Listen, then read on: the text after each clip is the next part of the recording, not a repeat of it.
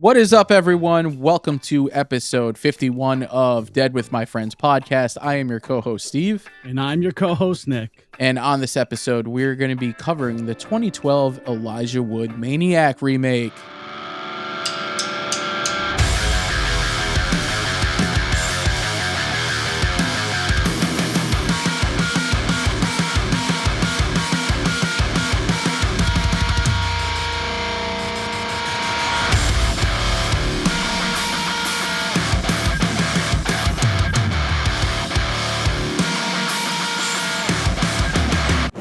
Nick, you and I, we champion this movie right off the bat. Yeah. I'm just going to say it. Funny enough, I had seen this movie first before seeing the original. Me too. I've always known about... Oh, you too? Okay. Yep. I've always known about the original, but I didn't watch it until El Rey Network was doing an uncensored version. So after 10 p.m. on Saturdays, whatever horror movies they had lined up, they would do it like completely uncensored. Oh, so they had like the uncensored version of the original Maniac. So I saw that in 2014, but I saw this with friend of the show, Dan, in 2012 because we were both Elijah Wood fans. And I thought like he was great in Sin City as that serial killer. Yeah. So I think his name might have also been Frank in that too. I think so. It's been a while since I've watched Sin City. No, Sin City's dope. He was like, yo, you want to watch this movie called Maniac? It's like Elijah Wood's the killer. And I was like, yeah, man. I was like, I've heard that title before. And then I looked it up and I was like, yeah, I've seen this poster like tons of times. I didn't know that there was a remake on it. And I was like, Elijah Wood, all right, yeah, sure. You saw this poster? You saw the original Maniac posters? What you're saying? I've seen it all over, but I just never got the chance at the time to sit down and watch it. So, you know, we stream it or rent it, something. And immediately I have vibes with the opening of Drive. Yes, yeah. Which Dan and I had watched together when that dropped. So we're like, ooh, okay. Drive was 2011, right? Yeah, and this was 2012, so. Here, you want to know something? I had read that one of the main reasons why the intro to Drive hits so hard is because of the lighting. They had that like halogen, like warm tone lighting. Yeah, yeah. And that was the last movie in Hollywood to film under that kind of lighting. Oh, that's why this movie, it was shot in LA as well. And the driving around after the beginning shots, it's the kind of like LED blue lighting. You know what I mean? So that's a little tidbit for that. But that Drive, just that movie's so fucking good, dude. Oh, we are going to cover that movie at some point. That soundtrack. For sure. Yeah, so good. That really put like Ryan Gosling on my radar after seeing that movie. I was like, this guy is the coolest fucking dude. Yeah, he's cool. But, you know, same with me, man. I had seen this before the original Maniac. I don't even know if I knew in 2012 about the original Maniac. Like I said, I'd seen the poster pop up a lot. I'm sure I've always known about it. I just, for some reason, I didn't sit down to watch it until, again, when the good days of El Rey Network, and it was just starting 10 p.m. It put up the warning that all movies shown after 10 p.m. were going to be completely uncensored. And I was like, all right, yeah, I'm going to watch Maniac. I watched it last night. Oh, the original? Yeah, I watched. Yeah. I watched this last night, obviously to you know, for preparation and research purposes. And then I was like, dude, I haven't fucking watched the original. You know, the William Lustig one with you know, the late great Joe Spinell. We were so robbed of him. We were robbed of him, dude. He was fucking great, man. So so good. They're just both. These are both just such good movies, man. You know they are. They share the same name. They share similarities. You know this remake is a lot different. I feel, you know, as far as the way that it's shot, and most of all, like the portrayal of this Frank Zito character. Like they're different. The way that Elijah Wood plays it and the way that Joe Spinell played it. Yeah. So it's pretty cool. You know, I'm glad that we have both of these, but The biggest thing with this 2012 version, so just want to say that it's directed by Frank Calhoun, and it is co-written by Alexandre Aja, and it is produced by him as well. And there's a lot of the same crew members that worked on the Aja films, like the editor Baxter works on this film. I know the cinematographer Maxime, he does a lot with Alexandre Aja. So it's cool that like this movie shares kind of like that world and you'd say DNA with Aja. And we know about like Frank Calhoun being like very good friends with Alexandre, everything, and he was in High Tension as Jimmy, the store clerk, whatever. So this is a cool. This is what got us doing High Tension. Is what got me thinking about doing this film because I suggested we do Maniac. Yep, you did. Which I was like, yeah, sure, man. I that's a remake I do enjoy. And then the last time I watched it prior to this was when we were at Monster Mania. And remember that night we were back at the hotel and we watched it because it was on Tubi? Yep. It's been on Tubi for like 2 years. Hell yeah. I own a copy, though. I bought a copy. Yeah, I still got to pick up a copy. I got a copy. Very cool. Oh, I love the cover. Yeah, it's cool, right? Holy shit. Yeah, that's awesome. Yo, I want that release. And you see it says Alexandre Aja's Maniac. Ah. Yo, very cool. What label put that out? Dude, it's German. Oh, German label. Dude, you know how like fucking, the media books and all that shit. I love a good German media book. I know, you were collecting them for a while. Yeah. This company's called Nameless. Okay.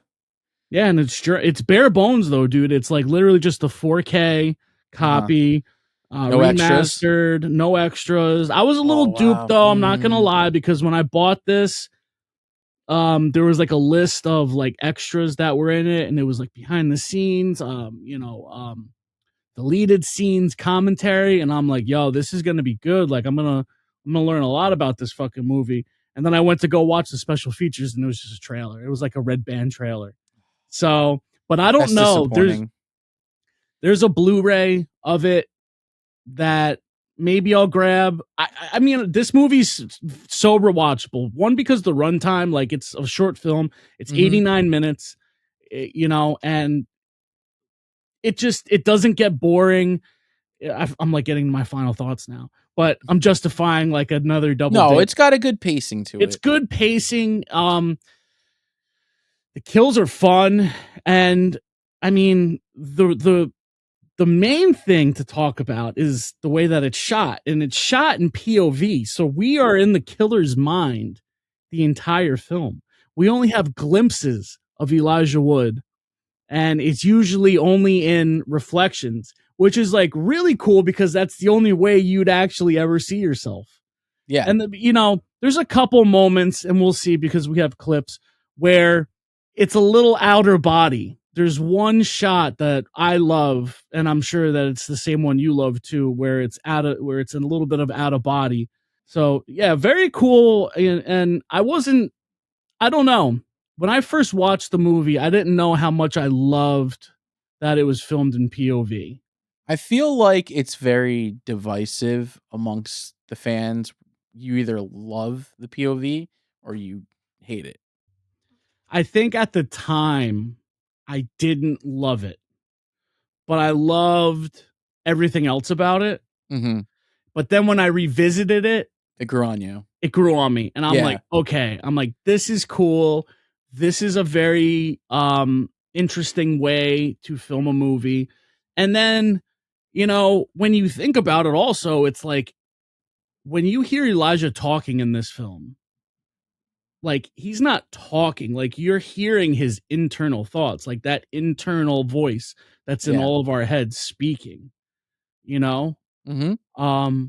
So you think about it that way, and you're like, okay, like there's a level of immersion also in this movie, which adds to it. It's not just a POV, like it's a POV with sound design layered, man. So you're hearing this as if you are the person in this. It's so cool. Very, very good point. I couldn't agree more on that. You are very immersed and you follow this journey with And you Frank. forget that that it's POV. Like you get into it. So yeah, when I watched this with Dan, um, you know, the POV aspect was like, okay, this is pretty cool. This is different. Which, I mean, yes, you know, the notorious Friday the 13th, the POV shot of the killer, we've seen that, but we've never seen it be like the whole time almost. And I was like, this is interesting. I didn't Yes, hate the it. whole movie. I was just like, okay, this is very interesting. And yeah, it just kind of grows on you more. But when you add, as you mentioned, the internal monologue, it does keep you very immersed. And like I had mentioned before, you really do follow Frank on this twisted journey. It's the point of view of the killer. You know, you're experiencing everything from Elijah Wood's perspective. And it doesn't You know, fucking bore me you're like not you're not what observing. You're not what observing the kills. You're experiencing the kills. You're yeah. him, you know? It's Yeah. cool. And it's not, what's that movie that came out recently where it's the point of view of the Oh, killer in a violent nature? yeah, but that movie also like there's moments where like you're not Oh the yeah, you're not POV with the of the killer. killer. So yeah, you're No, right. you're with Actually, him the whole time. you That's the are, thing, but it's right? it's very boring and dragged out. Whereas this is like the pacing is just so on point. Yeah, I mean, they have an violent nature too coming out. I didn't mind that one too much. I thought it was okay. I thought it was so boring. I don't get me wrong. They're like the wood chipper kill, It the has cool fucking kills. yoga Yeah, kill, great shit. But they could have trimmed down the walking. that's all it is. That's it. You That's the know. whole movie. And I wasn't crazy about the look of the killer, but that's besides the point. Back to Maniac again. Before Maniac, though, can you think of any other movies that did a full POV? Maybe Not not off the many. top of my head, not a full POV like that. You know, Not we had many. moments again in like again Friday the 13th or like fucking Twitch of the Death Nerve and shit. You Black know, Christmas. other Black Christmas. Exactly. Maybe Moments that of it. might be like the one where it's just like I don't know, like the most time with point of view of the killer Probably. I know that it before was a pain this. in the ass. Like when I'm watching this movie, I'm like trying to like think from a filmmaker's perspective about Yeah. like how would I, shoot this? How are Mhm. they like going about this? So camera, mounted rigs on Elijah Wood for Yeah. one, like you'll see like I've seen behind the scenes where it's like they have a camera right here on him and his head's all the way back and he's like using his hands to Mhm. film things or they'll have stunt doubles or people on dollies with fucking easy rigs and stuff, so they did a good job with the cinematography on it. I know that wasn't easy at all. No, So I'm a sure it lot of wasn't. choreographing, a lot of blocking and stuff.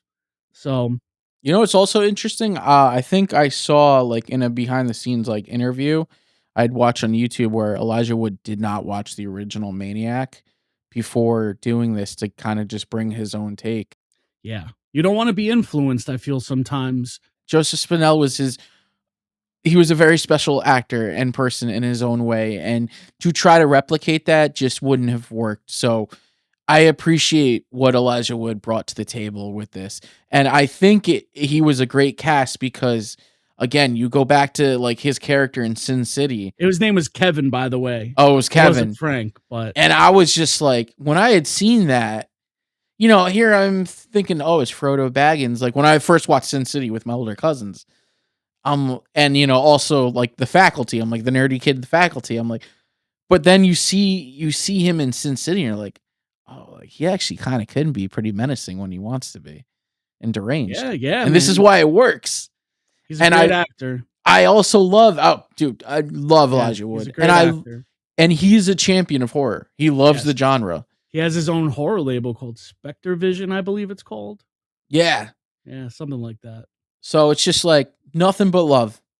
Nothing but love. So, I mean, you're talking about how he couldn't play it like Joe Spinell. Elijah Wood's character, I'm going to say, he has a bit of a sad and sympathetic way that he goes Yes. about it. Like, you feel bad for him. Like, You do. You you do. know, like you can see that his motives are very rooted deeply in his childhood abuse with his mother. Hmm. And it wasn't so much like a physical abuse, like with Joe Spinell's character, like when he takes off his shirt in the original and you see all the cigarette burns from his mom.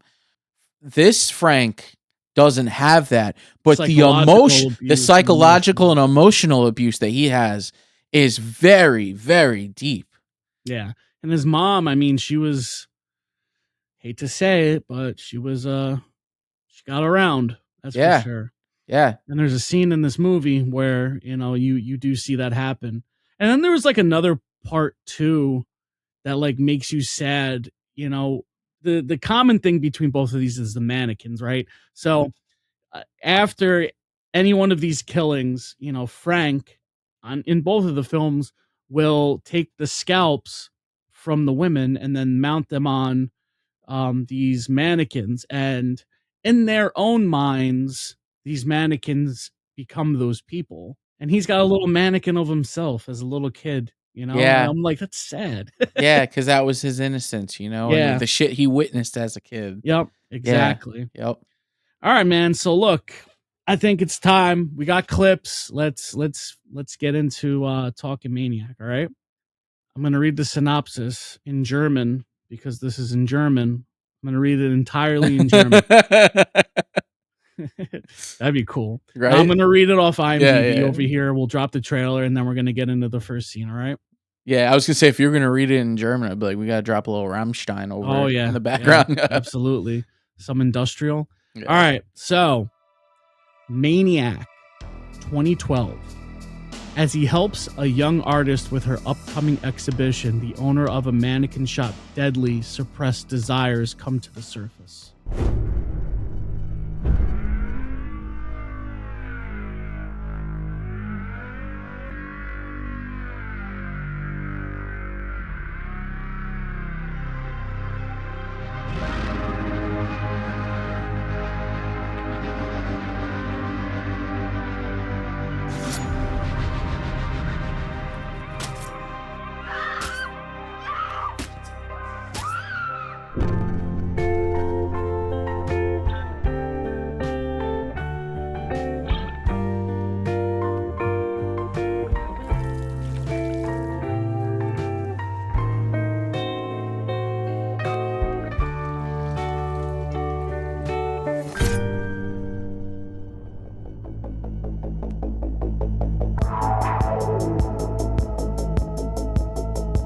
I think you're cute. You like it rough? What do you do exactly? I take pictures of mannequins. I try to bring them to life. Would you like to see my work?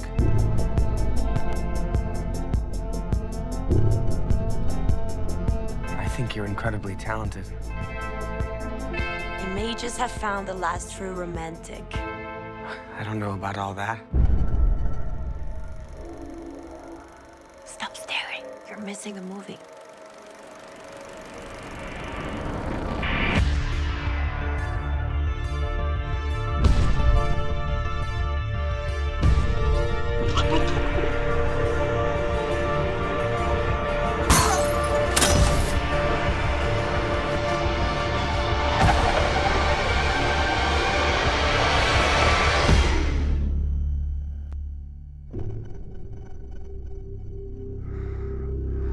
Please don't scream.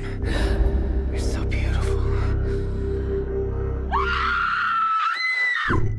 So Maniac starts out in a POV shot. Well, the whole movie's in POV, but the movie starts out with Frank watching these two young girls exit a club, and it seems like downtown LA somewhere. And one of the girls, she's kind of like being harassed a little bit by one of the drunk guys outside, and you hear the internal monologue, and he's like, "Leave her alone." Yeah, yeah. And she starts walking down the street, and Elijah Wood is trailing her in his truck, in his van, and she catches that somebody's following her, and then she decides that she's going to start running. She bolts, and he's like, I see you, Judy. He's like, I know where you live. I'll see you soon. And then we have that awesome drive montage of Elijah Wood driving around Los Angeles. So you get all the shots of it's so good, man. So cool. It is. And then from there, we're inside of an apartment complex, the girl's apartment complex, and she's walking home, and Elijah Wood's got this awesome big fucking Bowie knife, and he cuts the power, and total darkness. So she's making her way to her apartment, and Elijah Wood's following her in the darkness, and all you hear is his breathing. And as she gets to her door, she's opening it up, and she hears him behind her. Yeah. Hear him breathing. Please don't scream. Please don't scream. So beautiful. Yeah. This is a good one. Boom. Knife through the mouth or under the jaw into the mouth. That's so good. And her eyes like starting to bleed. Yeah. Then he scalps her. Yep, with the big old Bowie knife. And I gotta say, like, this is an awesome intro to the title card. And it's just like, all right, let's go. Like, all right, yeah. I don't want to keep saying it, but that sets the tone. I say that in like every fucking episode, but that sets the tone of the film, no, man. it really does. You know? It really does. It's gonna be brutal. It's gonna be bloody. It's not gonna hold back at all, and it doesn't. Which I love. And someone like Alexandre Aja, I think, like, with him being involved in it, just and Frank Calhoun, like, again, with what they did with High Tension, that team was like the team to do this. You know? Yeah, for sure. And we have K&B Effects as well, who did the effects in here. Even better. Which is great, like, you know. I mean, you can kind of tell with some of this shit that there's some CGI. There's a little bit, but you know. But from the way that it seems and what I've heard, it's that the practical effects carry the weight the whole time, which is like nice. So I'm not really bothered by it. So it's doing what CGI, I suppose, is what it's meant to do, and it's you know, doctoring up a little, doctor it up and pump it up a little bit. So yeah, man, that's the opening credit. I fucking love it, man. I mean, I think that if I was the director writer, that's exactly how I would fucking do it too. So then from here we see we kind of get a little bit of a glimpse as far as like how Frank is finding these women. And I think it's like various ways, right? Yeah. So it's definitely like he'll go out on the prowl, because we kind of do see that later on when he's kind of like looking for women. Yeah. And then we also see that he goes on the online dating sites. So that's where he had found that first girl, Judy. He found her, Lucy. No. Judy was the girl that he just told. yes. And then he meets Red Lucy on the website, which is so funny enough. That actress. So when I first saw this movie, I had posted it on the early days of Instagram. You know, used hashtag. She Maniac find you? Yo, she ended up following me. She still follows me to this day. Oh, that's cool. Yeah. What's her name? Do you know? Okay. The actress's name is Megan Duffy. Okay. She was also in Holidays 2016 anthology horror, which is hit or miss. Some segments are good. Okay. Some not so much. She was in All the Creatures Were Stirring that came out in 2018. And a couple of other independent films. She mostly does like independent. That's cool. She was a cool character. Yeah, no, I was like, oh, cool. The woman from, or this actress gave me a follow. Like, yeah, and this is the early days of Instagram, man, like 2012. Yeah, she had a very alternative look to her in the movie. You know, curly red hair, strawberry blonde, reddish hair, lip ring, and tattoos. Mm-hmm. So they're going back and forth on the online dating website. And his username is Shy Guy or something like that. Timid Man. Timid Man. Yeah. She's like, you don't have any profile pictures, and he's like, I call myself timid for a reason. So he starts going through pictures because she's insisting on, they're setting up a date Yeah. and she's insisting on him sending her pictures. So Mhm. he sends her a picture and he looks like a fucking serial killer in that picture. And let me say also, like when I'm fucking looking at this Mhm. or when I'm watching this, I'm like, yo, what an incriminating way to be fucking finding women to kill, you Yeah. know? Like you're on a dating website. This is quite the paper trail you have going on. You know, like 2 women, 1 woman you already killed, you met on here, and then a second one you met on here, and then you sent her a picture of yourself. But then again, you got to suspend your disbelief sometimes because this is a movie. Yeah. Yeah. So that's his hunting ground. He ends up going and meeting her at a restaurant, and they hit it off. Yeah, they do. They hit it Because she off. thinks that it's gonna be like she's gonna be catfish and it's gonna be like some creepo like that isn't attractive and like super like greaseball. Yeah. She kind of describes Joe Spinell, Yes, she does. you know? And I wonder if that was like a little like wink wink. It I could don't have know. been. Who's to say? But yeah. So there's a part where she asks him about like having a girlfriend. Mm-hmm. And then this is like kind of when he starts kind of having like this episode where like the point of view kind of goes a little bit shaky.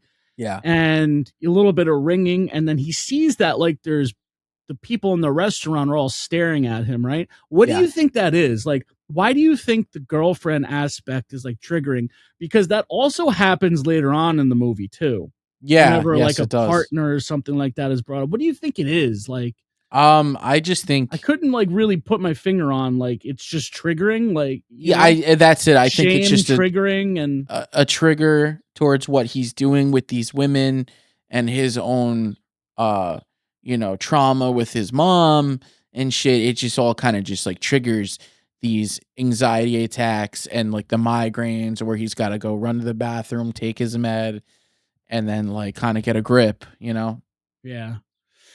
Yeah, I couldn't because I saw the connection because it was both times when a girlfriend was mentioned, Mm-hmm. So I was like, what is it about the girlfriend specifically? Because Elijah Wood in this, you can tell that he's a lonely individual, very lonely. Yeah. And these women that he's killing when he's taking the scalps and he's putting them onto the mannequins are kind of like becoming his companions, right? Absolutely. He talks to them as if they're real people. Right. So there's moments where we see them in their mannequin form, and that's when he starts freaking out. So we'll end up getting to that. So him and Lucy hit it off, and he decides to drive her home. She's very appreciative of it. And I'll be honest, like her in the car now, the way that she's talking and the way that she's like criticizing like some people at the restaurant and the waiter and shit, I'm just like, man, like this fucking woman sucks. Yeah. Like, she's a gossiper. Yep, She's fucking annoying. Like she definitely has an ego and thinks who she is. Mm-hmm. So just based off of those little things. So they go back to the apartment and she tries to give him a glass of wine and he doesn't want it because he's like, oh, I still have to drive. And she's like, well, not anytime soon. Like sit down, relax, all this shit. And she throws on Goodbye Horses. Yeah. Which is always a great cue in my mind. I love it. It's got to be used right. Mm-hmm. And the times in which I've seen it in movies, it's been used right. Okay. I think it's used right here too. It is used right here too. Yeah. Because he's not wearing the skin for clothes, but it's just an eerie, creepy song. Well, Silence of the Lambs made it eerie and creepy. It is a really good song, like overall, but it has a, I don't know, a feeling behind it. Mm-hmm. So they're dancing and everything, and then she ends up going to get undressed, really. Yeah. And, she wants to fuck him. So she throws him on the bed. And this is the first time, other than in the beginning, because we see Elijah Wood's point of view in the rearview mirror. And then he's laying on the bed now. And she's like straddling him. And he's looking at himself. She's got a mirror over the bed. Yeah. And she's like, you like that? You like to watch? I like to keep the lights on too. Like, okay. So he's watching her. And then she starts going down on him. And I liked what the camera does here because the camera pushes in and we get a perspective, and then you see his arms reach and he's like choking her, and then you pull out and you see that he's like choking to kill her. Yeah. And it's pretty violent. Yeah. So it's kind of like the tail end of it, you know? Because he's choking her for a while, and there is a big struggle with her. Yeah, and you even see the marks on her throat. And then, oh yeah, the classic razor and the scalping. It's great. I just wish it was a little bit more in focus, but I understand why it's not, because he's a little rushing, erratic. Erratic, yeah. Yeah. He's probably got like that fucking chaos going on in his mind and shit. I like the fact that that's how it looks, you know, where it's it makes sense. It looks a little bit more tunnel vision. Yeah, no, it does make sense. It's just, you know, with me and the gore, it's like, oh, give it to me. You know? Kiryu Gore, man. Yeah. Mr. You know? Gore. You know? So yeah, so he scalps her, you know, Red Lucy's done. And I thought that'd be a good idea to show what happens to her scalp. Yeah. So this is back at Frank's studio. He has Red Lucy's scalp. Yep. Puts in it the right bag, over the mannequin. throws it over the mannequin. The Just like mannequin in the also original. has like her kind of makeup look. Yeah, and it's got the little lip ring too. Yeah. Okay, good. I like how he just, you know, talks to the mannequin like, oh, this might sting a bit. And that's him in his mind. Yeah, right? yeah. You know, is he like verbally saying it or is he thinking it? And I would say that he's definitely thinking it. Either way. So, oh, man, that's pretty fucking unsettling. Bringing a scalp back. I know. House. It's all wet and fucking... Yeah, wet, man. You could just imagine how fucking bad that place smells because there's the flies and shit, and he's like spraying the raid and shit. Oh my god, dude, that it has to smell horrendous. Yeah, and I'm just like, man's poisoning himself right there. And even Joe Spinell's apartment. Yeah, holy you can imagine what shit, that smells dude, like. That place had to be rank. Yeah. yes, very much so. And it's funny too, because like when he brings in Lucy's scalp to the mannequin, he like talks to the other mannequin, which is the woman Judy from the beginning. Judy. And he introduces her as his girlfriend. Yeah. Yep. And this goes back to like what we were mentioning in the beginning, to where it's like there's points where they're real to him, and then they turn into mannequins. And then he starts like freaking out. So he brings her in, and then he's like, I'm going to introduce you to my girlfriend, because now Judy's his girlfriend, and she's covered in a, you see like the hair, but it's like covered with a blanket. He takes the blanket off, and then he like starts freaking out. And he's like, no, where is she? Why do you keep doing this to me?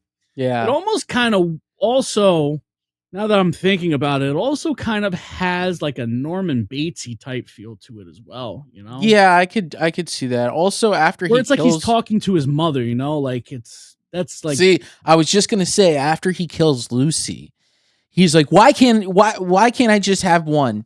Like, you know, it's almost like, again, he's yelling at his mom during that moment, you know? Mm-hmm. Yeah, like, you never let me just enjoy myself, pretty much. Yeah, dude, like, I think by the time we get done with this episode, I think we might be able to figure out, like, the psychology behind this. Because probably. I feel like it's coming to me a little bit. Yeah. So if we do, that'd be great. If not, I feel like I might have a breakthrough where I'm just like, all right, like, this makes sense. But this is cool. This is why we have a show like this. So we dissect and talk and, shit like that. So then from here, it cuts to the next day, and Frank is going into like the main floor in his mannequin studio, and he restores mannequins. Like that's his job, and this is his mother's studio. And I guess he says that she like passed away a couple, like 2 years ago or something like that. So we see that there's a woman outside taking photos, and she's a very pretty blonde girl. We find out her name is Anne, and her and Frank meet, and she says how she's an artist and she's running an exhibition, and like her main thing are mannequins. Like she loves mannequins. So he offers her to come inside to take more pictures, and then we get to know about a little bit about Frank, right? Like he Yeah. tells us like he restores them. A lot of these are really old. She asks what was it, Angelina or Angeline or something like Angelina, I whose think. name is Yeah. that on the Yeah. on the thing, and he's like, it's my mother, she passed away, everything, and she wants to rent mannequins for her exhibition from Frank. So this interaction starts the friendship and connection between him and her throughout the film. And as time goes on, Frank starts to fall for her. Yeah, because like he'd mentioned, like the way she looks at mannequins. He had never seen someone look at mannequins like that. And obviously his weird connection with the mannequins, so he connects with Anna on that whole interest in the mannequins. And he kind of feels like, oh, maybe there's someone out there for me. Yeah. And you see also, it's kind of like how I had seen it as well, is like he's usually the one that's going out and he's the one that's looking for these women. And she's like the first person that found him, Mm-hmm. So like that's why it's different, because like he doesn't want to kill her. Yeah. At one point, I don't think he really wants to kill anybody. No, it's these impulses. It's an impulse that he gives into. It's not like Joe Spinell's character, where it's like I don't feel like it was so impulsive, because like we do have a lot of moments where, like, most of all, the Tom Savini kill. I don't know if that was impulsive. That was he knew what he was doing. He was, I don't think Elijah Wood would be like would be doing that. Frank would not be doing that. So yeah. And at one point, when Elijah's or Frank brings Anna into his studio, she's like, "Oh, do you live here?" She starts looking, and he's like, "No, yeah, I think it's time. Don't for go you back to there leave now." Yeah, and she's like, "I'm sorry. Like, I know I'm nosy," and you can tell like that's like she has a strong personality. Mm-hmm. We based off of the way that we see them talk from time to time. Yeah, it's she's a lot more forward than he might be. Yeah. But she's cool. I like her. I think that I get that she's a nice person, and she has like the right intentions with him, and takes her art seriously, because also like she shows Frank an album with her photos, and I mean I thought that they looked pretty good, and he was pretty impressed by them as well. So yeah, they really connect on it and the whole mannequin thing, and then but he's apprehensive about renting out his mannequins because of his special connection with them. He makes a jokes like they need to have permanent homes and shit like that. So she kind of leans into that, but she gives him his card. But before she leaves, she says, "Oh, by the way, you've got lipstick on you," and it's Lucy's lipstick from the night before. Doesn't even realize it. And he looks. We see his reflection. He's covered in. Yeah. Oh, funny moment. That also, like he's smooching on a mannequin the whole night. Right? I mean, right? Either that, or it was when they were together. When they were together, but you know what? No, he doesn't have it. He doesn't have it. He doesn't have it. Oh, you're right. So yeah, he was smooching on the mannequin all night. Smooching on the mannequin the whole night. Dude, for the longest time, I thought it was from the when they were together. Like, think about it, right? So when he's there, we see his reflection over the bed. Yeah, and you're right. There's no right up until the reflection flips into the POV, he doesn't kiss her. Yeah. So he was smooching on that. You were smooching. You smooching with my brother. Yeah. That's some funny shit, man. Which adds to the whole disturbing thing with him and the mannequins, Yeah, I suppose. So after that whole thing with Anna, like he comes back to his room, and this is where we get the flies and shit. Oh, yeah. And he just starts spraying the raid, and I'm just like, oh my God, in his bed. I'm just thinking like all these chemicals. And then like he goes and he starts like, because he's like fucking with the scalps and shit too. We see the POV obviously of him scrubbing his hands with a metal Brillo pad. Oh yeah. And it's just like the knife too. Oh yeah, man. It's just Like his hands just look so fucked up. And like, it makes you wonder, like someone like Lucy, like while on that date, like, hey, what do you do for a living that your hands are this fucking jacked up? Are you a laborer? Like what, I would probably think a laborer. Yeah. His fucking knuckles Because his are all hands are banged fucked, up and man. they're, bloody and dirt under his nails. And Yeah. but doesn't which one of them make a comment about his hands being warm or something? It Lucy? It was Lucy when she starts to seduce him and Yeah. he's feeling her up and shit. I guess it didn't matter to her. Yeah. I would think his hands were fucking like rough and raw. Yeah. But she's like, no, they're so warm. So like after that, like this is where Frank gears up, and it's cool because we see him grab the Bowie knife and he puts it in the thing. Yeah, and he's like getting the coat on and the flannel. So it's like he's still dressing like Joseph Zito's Frank. Yeah. Which I love. This is the one time where we see him hunting, I feel, for a random woman that he just sees, right? Yeah. So he's like, at first it's during the day where he's kind of like following women. And, at one point a cop's like, yo, move. And he's like, I'm just waiting on my wife. I'm like, oh, man, that's fucked, dude. Face to face with the killer. Yeah. And it's just like right there.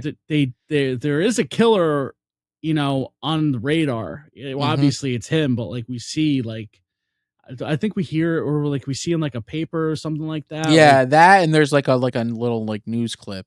Yeah. Or something later.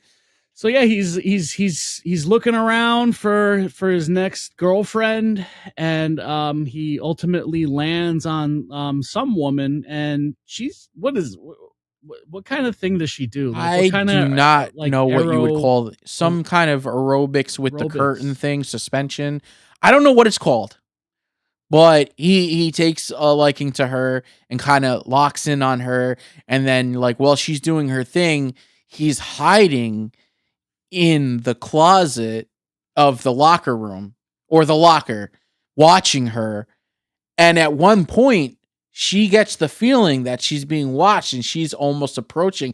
And this goes back, I think, like for me, this scene kind of brings in that high tension where the mom mean when what's her name is in the closet with the shutters, and then like the mom's I know exactly what you're talking about. I get that kind of like, that connection there. He ripped a page out of Alexandre's book for sure. Oh, out of his own book, or well, out of their own, yeah, out of their own playbook. Because I say that because like there was speculation that Alexandre Aja, was like a silent director. I think what he did, he was in the director's chair for some things. I mean, he co-wrote it with Gregory Levasseur. I can't. He's got a French last name. I'm just doing my best to say. Hey man, it's brother. It sounded legit to me. So yeah, and Alexandre was a producer, and I mean, I would definitely think that Frank. I don't know if this was Frank Calhoun's first film. Let's see, but I would definitely think that having somebody like Alexandre on set, he would definitely be kind of leading the charge on like certain things. So it definitely makes sense. Yeah. It looks like he's only directed 9 movies. No, he did P2. Frank did P2 in 2007, Wrong Turn at Tahoe, and then 2012. P2's cool. I like P2. You ever see that? It's a good Christmas slasher. Okay. Yeah, so there is that speculation, and I did mention that on High Tension, and then the more that I've like thought about it, I'm like, damn, like, am I spreading misinformation on my show now? No, but I heard fucking, I can't find it, dude. Oh, the clip of Joe Begas. Joe Begas say, and it, yo, like, honestly, but that's a reliable source because he's in the horror industry, like as a director and filmmaker, like, so I, that his word has some credit to it. No, yeah, 100%. But then it's like you watch behind the scenes clips of this and you see like how closely Frank is working with everybody. But yeah, so maybe he didn't. I don't think he fully Alexandre directed it, Aja. but- I think he just hopped in the director's chair for some scenes. And that happens, man. You Yeah. know, like that happens. Like it's good collab on set, man. And you know, with if I had him on my fucking set, I'd fucking totally be like, yeah, like what do you have in mind? Yeah. You know? Yeah. So But yeah, so as whatever. the woman that Frank is hunting, she hears something, or she gets that feeling that she's being watched, and she almost opens the locker, and we get the false scare from her friends. Are like, come on, you come in, this, that, and the other. Yeah, it made me jump. Yeah. I'm also watching it with my my subwoofer and shit. But Yeah. you get a big jump. It's Mhm. a bit of a jump scare from her friends. And then from here, Frank's stalking her outside, right? Yeah, we end up on the subway. Yes. And Yup. and you know, he starts kind of moving in, and he says, as she's getting off the train, he like also gets off. And at one point, like she catches him like giving her glimpse, and then they step off together, and he says, "Oh, you're so beautiful." And she's like, "Oh, fuck no." So we get the call back from the original Maniac in the subway, but except for like it taking place in the subway bathroom, she's in like some open parking lot, and Frank like closes the gate and locks the gate in, and that's where like he's got her like trapped now. And then he decides that he's gonna crawl under a truck, and she's gonna run back towards the gate, and then we have probably one of the better scenes. Yep. I like how it looks like her ankle breaks from the Right. Achilles tendon being Yeah. cut. Like, anything with the Achilles tendon, it's just instant cringe. Yeah, and he crawls out, and then Yeah. he like viciously starts stabbing Yeah. her up. Yeah. That big This old is Bowie the knife. outer body thing that Mhm. that we were talking about here. Yeah. And I love this shot. Yeah, this is a great shot. Dude, I love the way he spins the knife when he's done. Watch. Right here.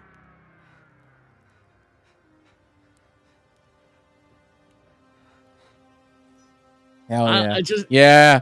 And then we have the callback to Yep. The original poster, which was fucking great. That was so creative to see the reflection in the car.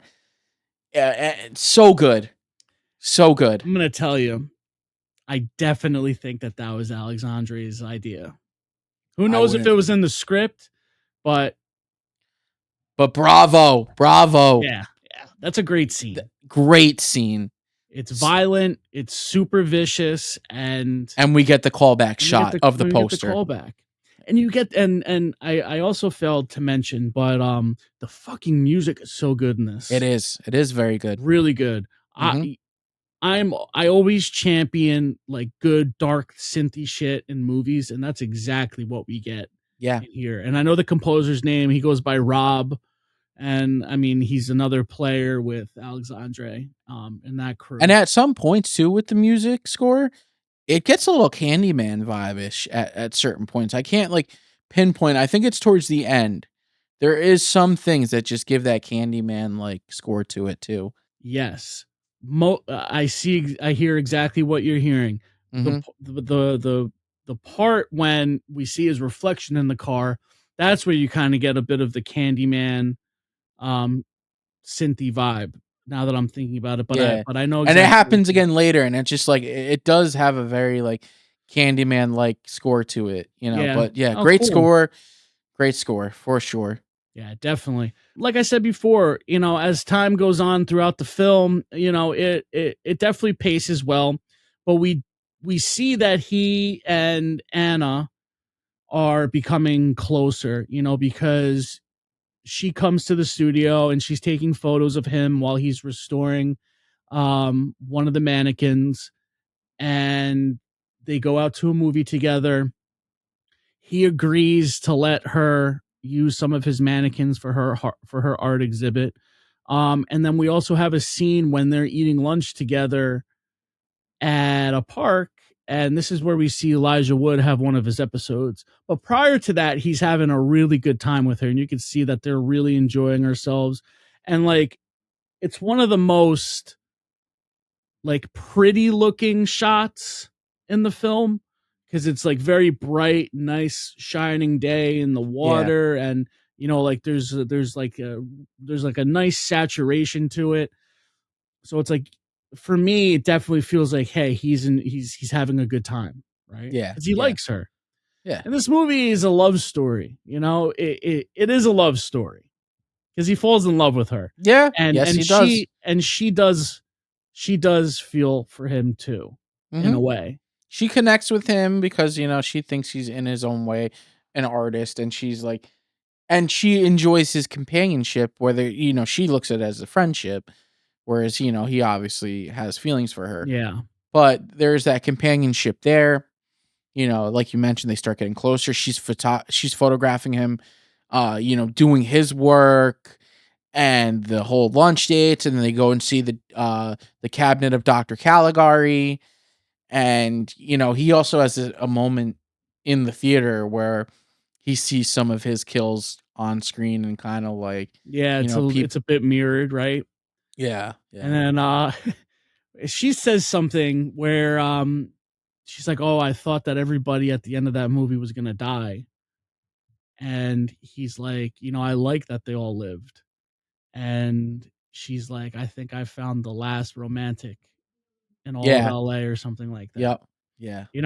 So like you see, like, you feel bad for him. You're like, all right, he's doing all these really bad and vicious things, but he has a heart and he is sympathetic. Mm-hmm. So, yeah. It's just he's so fucking unhinged with his. It's at this point we find out that she has a boyfriend, though. Yeah, and that changes the mood after the movie. Yeah, it certainly does. Because they have a really good time together. She gets a phone call from her boyfriend, and then she wants Frank to meet her boyfriend to go have drinks. But I mean, yeah, like you said, it's fucking ruined. Like, yeah, he's like, no, I don't want to fucking. I gotta go. I gotta go. Didn't she get the point? Like, yeah, So maybe she thought he was gay. I think she might have thought Frank was probably gay because. I don't know, because like, I think she finds him to be very interesting. She mentions too, like, at one point when they're on the phone together and Frank's watching her from the studio, her studio gallery, like that she feels like he's like from a different time period, and she finds that fascinating. An old soul, yeah. An old soul. And I think that's it. I think she just finds him to be so different and unique. And, well, there's a point at when we're at the gallery. So I think the following day is the exhibition, right? We go there, Frank shows up, and we meet her boyfriend. We meet her agent. Yep. Right. We meet her agent.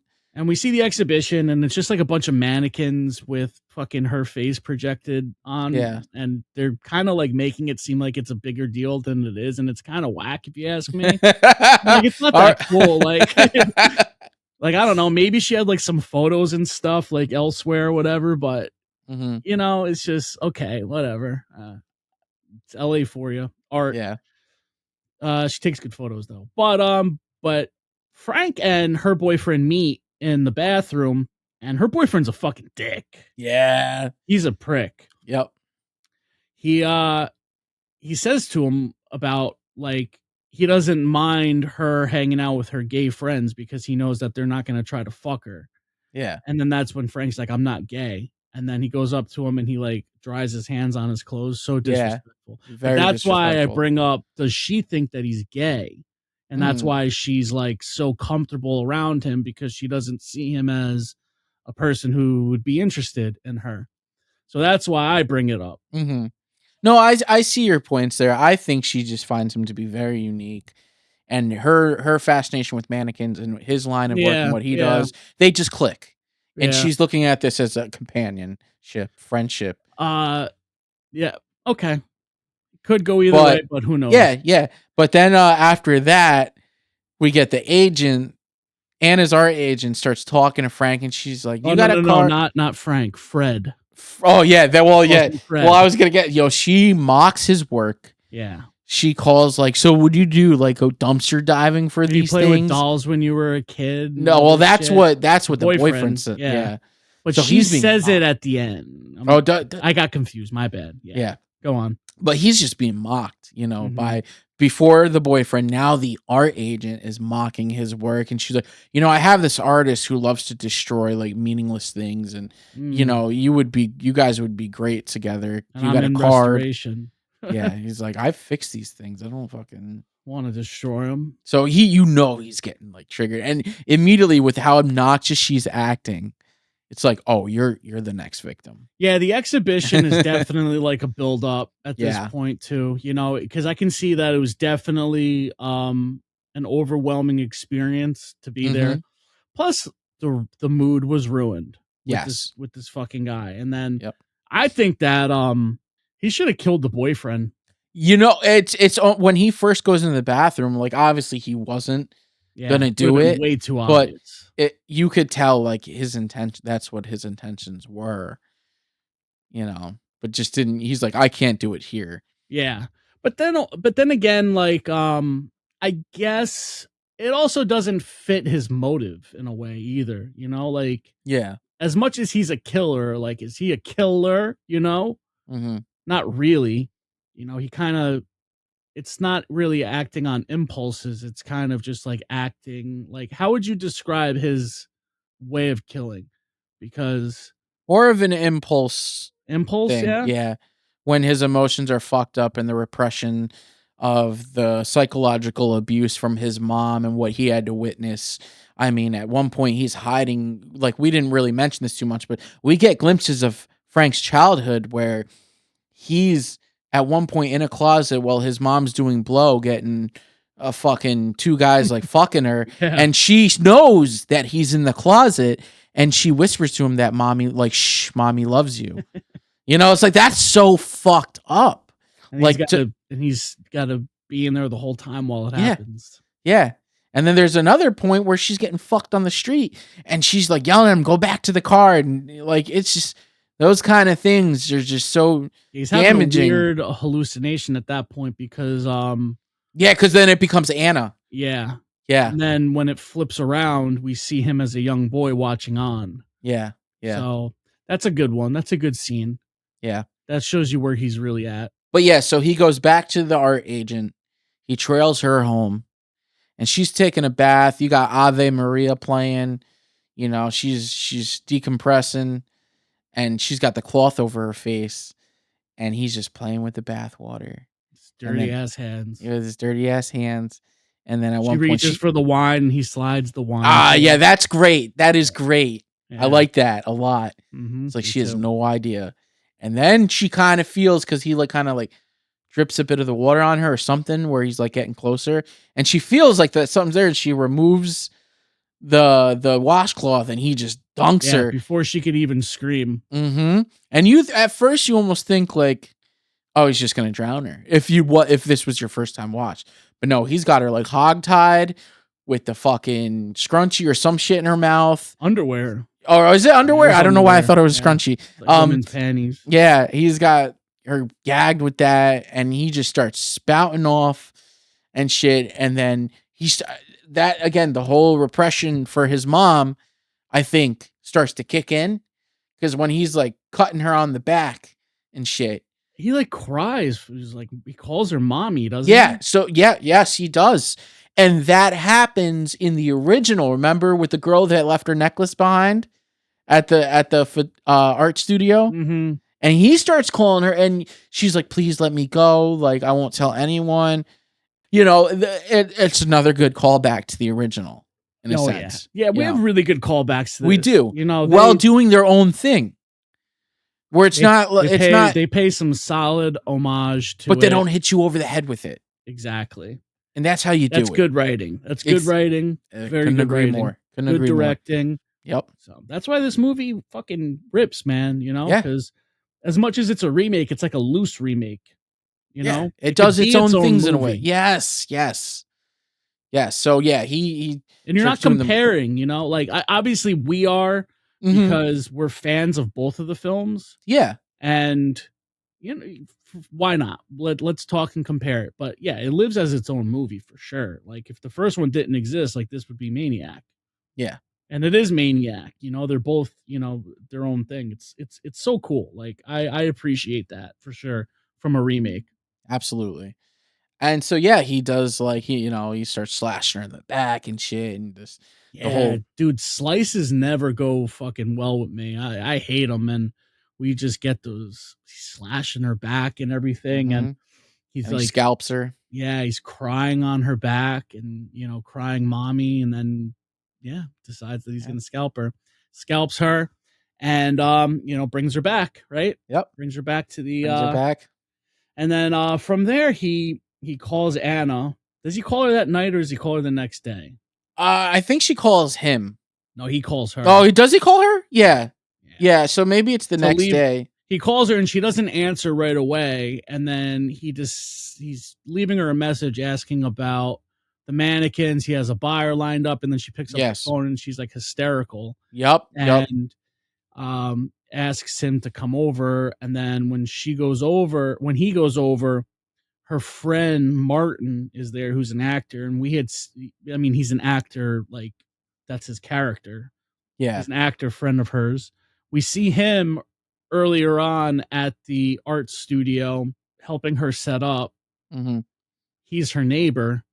Yep. And he leaves and he tells Frank, he's like, take good care of her and everything.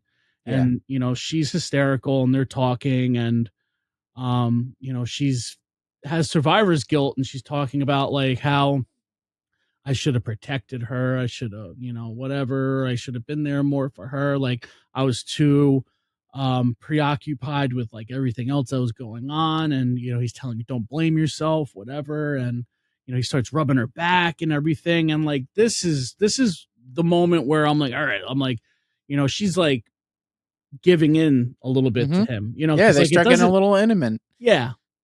Which I don't think was the intention. I think it was just like a product of, the moment, whatever. And he says like, you can't keep blaming yourself. Like she was a grown woman. She only lived 3 blocks away. And then she's just like, what? Yeah. Like, so he how do you know that? How'd you know that? And he kind of starts exposing himself a little bit because he starts giving information that wasn't directly given. He starts saying how like, she fit the profile like all the other girls. And she's like, well, what other girls? And he's like, don't you know about like the serial killer, like the killer that's like being investigated and all this?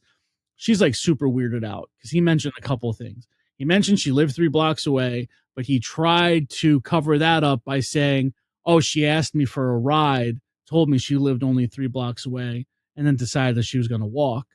And then he brings up her fitting a profile and then a bunch of other girls that have been murdered. Yeah. So she politely tries to tell him to leave, and he's insistent on not leaving. I drove all the way from the other side of town to come here to be here for you. Like, you're very tense. Like, let me rub you. Let me give you a massage. No, I just want to go to bed. I'll call you tomorrow, everything. And he starts getting very aggressive. Yeah. And then he goes to like grab her, I think, and then she like slashes his arm, right? Yeah, because she grabs like a kitchen knife. And then she goes and she locks herself in the bathroom, and she starts screaming for her friend Martin to come to help her. And I guess he hears her, and he comes and he starts banging on the door. And then while that's going on, Frank grabs a cleaver, as you're going to see here, and he opens up the door. Yep. Martin comes in with a bat, and she's in the bathroom. Oh, so good. He gets a fucking cleaver right to the mouth. Yep. He's not dead either. He's not. But that's imagine the pain. Holy fuck. I'm sorry. Open the door. Yeah, he's pleading with Anna to open the door. And then right after that, he flips and he starts banging on the door and kicking on the door and acting fucking crazy and erratic. And Martin gets up and hits him with the bat. And then he takes him and throws him through the fucking through the bathroom door. And now he goes inside, and Anna's in there, and she's trying to keep him away with the knife. And then he wraps the bath sheet around her, and seemingly suffocates her. Yeah. Because then it cuts, and then we're in his van, and she's wrapped in the sheet, in the back of his truck. And I guess he's like in an alleyway, and it's the morning time now. We're in the alleyway. He almost has a close call too. Like before he gets to the alleyway, with the cops. He's at a lot with the cops, and they're like right there. And if they really wanted to, man, oh, he's like so close. Yeah. Yep. They were close too to getting this fucking killer. Yep. So I guess he gets to the back alleyway of his studio, and he's gonna unload the body, and he goes to take her out. And when he goes to take her out, he sees she's not there, and then she comes out of nowhere and she stabs him in the chest with one of the mannequin hands, because like the opposite end was like sharp pointed, stabs him in the chest, and then she runs away, and he's bleeding out, and he's chasing her. So I figure it's probably a chase that goes on for a little bit, but ultimately she finds a car, an oncoming car. She gets in the car and then insists on him hitting Frank. Frank gets hit, spins over the top of the car, and then from his perspective, we see that car hit into like a pole or something like that. Something like, and then or cement, cement barrier or some shit. She goes flying through the window. And then when he goes over there, she's lifeless, gasping for air, gargling blood. Yeah. She's dying. Again, I get more of that high tension kind of callbacks with this scene in the car and her jumping in the guy's car, and it's the car fucking going off the rails and shit, Yeah, definitely parallels there, man. Yep. Definitely some influence, but I'm not upset with it. No, not at all. Not at all. So yeah, she's dying, and then, Frank is saying all this shit to her about like, being together forever type deal. And he pulls out the knife, but we don't see her get scalped. And then it cuts, and we're now like, it's very dreamy feeling, like he's holding a mannequin in a wedding dress with the blonde hair, and he's walking through his shop. And then we start seeing the other girls that he's killed, and they're in like various different places, and they're speaking to him as if he's like super desirable. It's like, oh, Frank, like, who's that? Is that your girlfriend? Like, I want you all to myself. Like, they're saying like little things like that. Like, yeah. And he's like, no, leave. Like, I want you to leave. Get out of here. All this shit. She's mine. Like, it's my wife. He puts a ring on the mannequin's finger too. Yep. So he, I guess he puts the mannequin on the bed, right? Mm-hmm. And then he becomes surrounded by all of the other women, pleading with them to leave. Then he turns and he sees that the mannequin is gone. His wife, is gone. Anna's gone. And then the dead women start ripping him apart. Yeah, just and like it's a in great the original. ending, just like in the original. Yeah. They all got their scalps missing. This is great. Yeah. Good gore. Good gore. They're getting their revenge on him. Ripping him from the stomach. It's great. And with the first time got his intestines and shit, and Anna's watching in the wedding dress. Great music. Oh yeah, great music. They pull him apart. Yep, by the face. And it shows this is interesting because when they're pulling off his face, it's the mannequin head. Mm-hmm. Which when I was watching this scene, Dominic, he walked in and he saw it, and he's like, he's like, so they rip him apart and then becomes a toy. What a scene to walk in on. He's always just back and forth. So like, he's not fazed by it. But I thought it was funny that he's like, oh, they ripped him up and now he's a toy. Like, oh, okay. He's 7, by the way. So yeah, what a scene. So yeah, that's how it ends. Like, in his perspective, they're getting the revenge, but in all reality, Frank dies from his injuries from being stabbed in the chest, and I think, I mean, the jig was up anyways because he dies, but he's surrounded by a SWAT team. Yeah. And I mean, the original, it's the police, whatnot, and Yep. Joe Spinell dies pretty much the same exact way, except he's not exposed as a mannequin, right? Yeah. Is he? No. I think his head's just like on the TV or whatever or some shit or it's cool. just a. But yeah, so that is Maniac 2012. Dude, just an overall really good fucking movie, man. So I know we pulled it up a couple years ago. Like I mentioned, we were at Monster Mania because I was like, you know what? I'm gonna see if this movie holds up. I haven't seen it in a very long time, and it held up. It does. I think it's a great. I'll say it now. It held up now. Yes, it does. It does its own thing while still doing the nod to the original. One thing it doesn't do, which I loved in the original, was like when Frank's over his mom's grave and like, I know it doesn't really happen, but like the fucking dead mom reaching up from the grave and shit. Yeah. The first time I saw that, I was like, holy shit, But I'm happy that this doesn't do it. No. That worked for then. I don't know if this would work now. It could have been cool. They would have been able to like figure like something like that out. Maybe. But it's like we get the point in this. Yeah. We don't know how his mother died. We only see her a couple times. But that would have been cool to see. I would like to see how they could have did that. Some kind of like dream sequence would have been like cool for them to add in like that. Yeah, I guess if it was done, maybe like a nightmare. Yeah, a nightmare. Because like also at some points too throughout the movie, like there's one part where Elijah Wood like looks down, he's got like a mannequin's private part. So like I guess they could have done it. And he's scrubbing his hands, and then they're like mannequin hands. Yeah. So like that could have been like the time to do it. Yeah.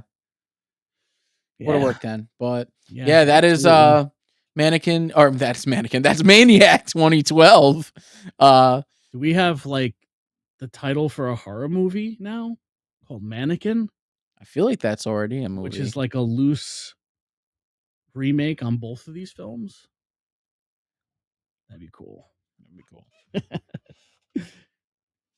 What is there a little tourist trap kind of nods in there? What does Bob Ross say? He's like, there's no such thing as accidents, they're happy mistakes. Yep. So it was a happy mistake, Steven. You gave me an idea. Gotcha. Yeah, man. Awesome flick. I really did enjoy talking about this, man, and gushing over it. So I mean, I'm kind of ready to get into final thoughts. Let's do it. Again, I think, as I mentioned before, I saw this first, and then I saw the original Maniac, but I was always aware of Maniac. When comparing the two, it does its own thing while giving nods to the original, and I appreciate it. I appreciate the acting by Elijah Wood and the supporting cast. I appreciate the whole POV cinematography, the great writing, the score, the dark synthy score. Like a lot of this shit works for me, man, and I think it holds up. It's a remake that kind of stands out on its own. And that's a hard thing to do, man. And that is. And Alexandre Aja had done it with Hills Have Eyes. That's one of the few remakes that I prefer more than the original. As much as I love the original Hills Have Eyes, that was a near and dear that I watched with my grandfather. The remake is far superior, in my honest opinion. So knows how to write, man. Yeah, and I think they nailed it with this. They did their own thing, while paying homage to the original. A good callbacks that were done tastefully. The gore is there. Yeah, a little CGI is peppered in there, but it doesn't overtake. It's not distracting. Yeah. Great You're not pacing. Scoff at it and fucking be like, oh, CGI bullshit. Yeah, exactly. Doesn't happen. Like we mentioned, this movie is 89 minutes. It's paced well. No fluff. No. Very cut and dry. No bullshit that you don't need. Yeah. To you know, so they just get right to the fucking point, and it's really good the whole way through. Yeah. My ranking out of 10, solid 8 out of 10, man. This one's, I could, throw it on from time to time and be like, yeah, this is great. Nice. Yeah, dude. Some amazing rewatchability. Does not feel like a chore at all. I watched it 2 days in a row, and I would definitely throw it on again if I had a reason to. Definitely let it sit for a little bit though, but no, it's a great fucking movie to revisit. Um, Man, you didn't really leave me with a lot to say, but it's great. It's how it stands alone. I think that that's a very difficult thing to do. Remakes are such a risky thing to do for anybody. And the original Maniac is just so beloved by horror fans that this needed to go in a different direction. It needed to find its own voice and originality. And it definitely did. The POV aspect is pretty awesome. I like the immersion. I wasn't a huge fan of it when I was younger and I had first watched it, but growing up, I was definitely into it. I definitely like it. Oh man, I love the music. I think the music is great. I love Elijah Wood. Yeah. Great fucking actor. I think he was so good for this part. I love how he played it. I think it was so good because he played it so well that you definitely felt really sympathetic. You really wanted him to find the love in the end, man. You wanted it to be a happy ending. Yeah. I mean, and even in his own sick, deranged way, yeah. He couldn't even have that ending that he wanted, Alexandre Aja will always fucking champion him. I love him. I love that he's a producer on this, that he was a writer. I think that him and his co-writer, I forgot his name, I think that they did a great job. Yeah, man, overall, fuck yeah, I give it an 8.5 out of 10. I love this movie, and I think that everybody should fucking check it out. It's great. And if you haven't ever checked it out, check it out. Yeah, give it a chance. If you haven't checked it out in a while, go revisit it. Revisit it. Because it was a good revisit. Even when we revisited it at Monster Mania Con 2 years ago, and leading up to this episode, like, it was a great revisit. Yeah. It's one that I could throw on, like, maybe like once a year and be like, oh yeah, this is great. A great tragic love story. Yeah. It is. Because Anne is great too, like I like her. Mm-hmm. Like, no, she's a good character. She is a really good character. And yeah, he just wanted it. I wanted everything. I like a happy ending too. Maybe I'm that romantic that she mentioned. But I wanted a happy ending. Even though it's like it's a fucking horror movie and I'm watching a dude scalp women. Yeah. I'm like, damn, dude, like I really wish he would find the love that like you said, they really play into that sympathetic role with Frank, But that's good writing. Because you want your audience to feel things, man. Yes, you do. I feel like that's so important with movies. You want them to feel sad, or you want them to feel these things throughout a movie. Mm-hmm. And you do. I feel a lot when I watch this. And a lot of it has to do with the great writing, and then a lot of it also has to do with the POV and the immersion, and experiencing things through somebody else's eyes. Yeah. Ruthless. Well, not a ruthless killer, but a deranged fucking serial a very killer. deranged one, a very disturbed one at that. Yeah. But the immersion aspect really plays into this and helps keep you following along, For sure. All right, cool. So, all right, Steven, it's time for you to take us out of this one. With all that being said, the best way you could support Dead With My Friends podcast is heading over to our website at www.deadwithmyfriendspodcast.com, where you could see current merch drops, past merch drops, current episodes, and past episodes. Anything we're doing, it'll be on the website. If you're watching on YouTube, leave us a like and subscribe to the channel. You could follow us on Instagram at Dead With My Friends Podcast. And if you're listening on all your other streaming platforms, leave us a review. It all really helps out the show. As always, I'm Steve. And I'm Nick. And we'll see you in the next dimension. Peace.